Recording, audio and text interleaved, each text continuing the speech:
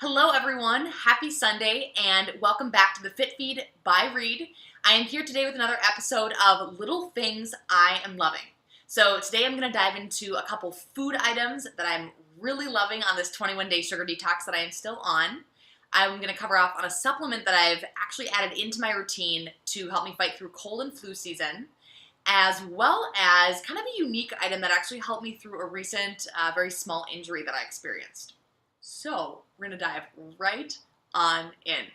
We will start with the delicious items here that are sitting on the floor in front of me, the food items. So first up, if you saw today's blog post or Instagram post, I mentioned that I actually am at a place where on this 21-day sugar detox, I'm trying to get more carbohydrates into my diet, which I know feels counterintuitive to a lot of what society tells us when it comes to leaning out, decreasing fat mass, being healthier.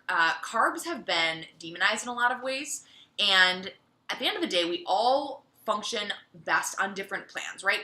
The same plan is not right for everyone, but the key is that through these different experiences, like a detox program, trying things both in your diet as well as cutting them out of your diet, is you realize what works and doesn't work for you. And I am definitely not someone who can function well or have high energy levels with very little carbohydrates in my diet. I don't need a crazy amount. The average American consumes far more carbohydrates than they need on kind of the sad standard American diet. But on this 21-day sugar detox plan, I basically got to a point where my energy levels were feeling pretty low. So I started actually tracking through MyFitnessPal to understand kind of where my macro split was falling. And I was probably only consuming about 75 grams of carbohydrates a day, which is not a ton. Especially when I'm working out really regularly. I'm fairly active just in terms of, my current job is somewhat sedentary, but I'm walking my dog a lot in addition to my workouts. So I'm getting enough movement throughout my day that I need some energy. And my body does not do super well with crazy low carbs. So I'm actually working consciously to bump my carbohydrates up a little bit to be more in that range of about 100 to 150. And that's usually where I fall when I'm not on any sort of a detox plan. So when I'm consuming more fruit, I don't have a problem kind of sticking within that range and feeling pretty good and maintaining my lean muscle mass and that sort of thing. So as a part of these efforts, I went to the grocery store this weekend and was hoping to find a few more items that would kind of help me to get a little bit more carbohydrate into my diet. To give you some context, on the 21-day sugar detox, you can consume starchy root vegetables. On the kind of easier version of the plan or the more beginner version, you can have a little bit of beans and a little bit of rice, so like gluten-free grains, about like a half cup a day. I haven't been doing a ton of that. I've done a little bit of black beans, but not a lot of gluten-free grains, just because, generally speaking, I actually don't tend to eat many grains, whether I'm on this detox or not. And so I'm working to get a few more starchy vegetables in, as well as you can actually have one small green apple or a green-tipped banana a day. So I'm making sure that I'm getting one of those, and that's helping. So this is a little snack that I picked up at Trader Joe's. Excuse the fact that I've already eaten like half of them. But they are roasted plantain chips. So I actually have not cooked with plantains much, and I don't tend to eat them very often. But I found these at Trader Joe's, and I was like, those sound good. Because I normally will do like sweet potato chips. And they're real tasty. Let me just tell you. They are delightful. So these have been saving my butt in these efforts to make sure that I'm keeping my energy levels up for workouts and just general movement throughout the day by giving me a little bit of extra carbohydrates. So that's been awesome. There is literally 3 ingredients in these. It's plantain, sunflower oil, and salt. So that's good.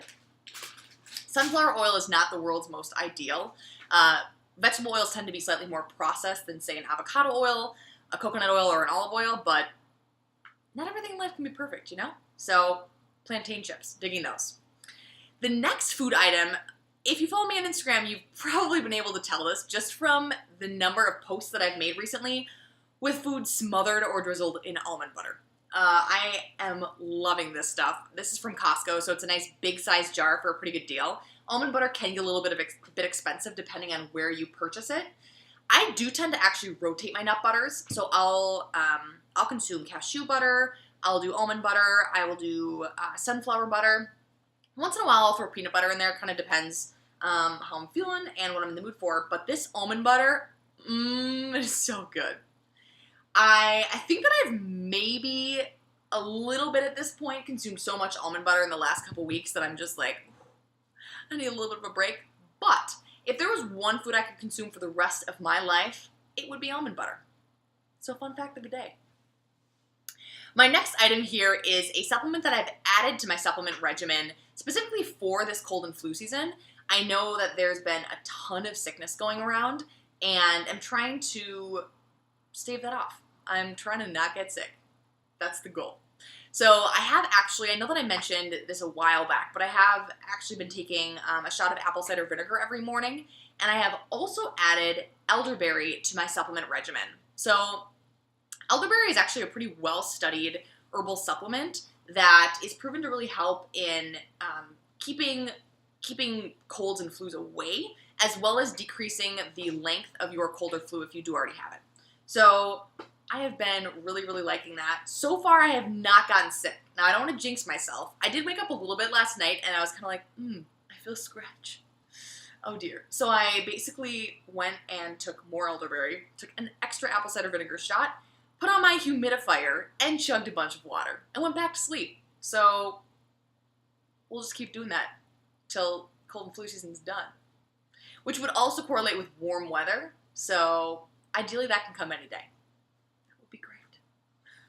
Speaking of cold weather and winter and the fact that I live in Minnesota, there has been a lot of black ice everywhere. So we're in that weird period of time now where there's a combination of days that are really cold. There's a lot of fluctuation between freezing and above freezing weather, so like above 32 degrees. And it's causing a lot of black ice on all the sidewalks. There's been a lot of moments where you kind of have to like catch your balance and whatever else. I have not fallen yet this winter until earlier this week. I stepped off a curb. I was walking too fast for the fact that there's black ice everywhere. It was dark out. I had a package in one hand, my work bag in the other, and long story short, I stepped off the curb and straight onto some black ice, rolled my ankle, and fell on my butt. So the falling on my butt part was not a big deal. The rolling my ankle part was a bit more of a deal. So it hurt pretty acutely at first. It's feeling a lot better now, which is wonderful. It was only a couple days of it not feeling 100%. There was a little tiny bit of swelling, nothing major. So I'm very, very thankful that it was not worse. But I will say, when I first got back in, I made sure to ice, compress, elevate, and rest the ankle. And since then, what I've been doing and what I've been loving is using heat. So I use this heat pack. This is called the Original Bed Buddy. Yes. I got this at some sort of drugstore or Target. I don't know exactly. It's covered in dog hair and lint, so I'm not going to hold it up for too long.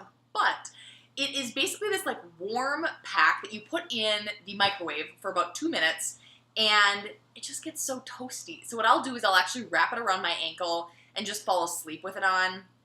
When I get home in the evening, I might wrap it. Or after an intense workout. If I'm feeling inflamed after an intense workout, I would actually use ice. So the difference between basically cold and heat, when you're trying to recover an injury, make sure you're using cold when it's acutely inflamed. So if you just rolled your ankle, if you just pulled something, if you just hurt that tendon and musculature area, that's when you want to use ice. And if you go back to working out, you notice that it feels inflamed again right after a workout, use ice.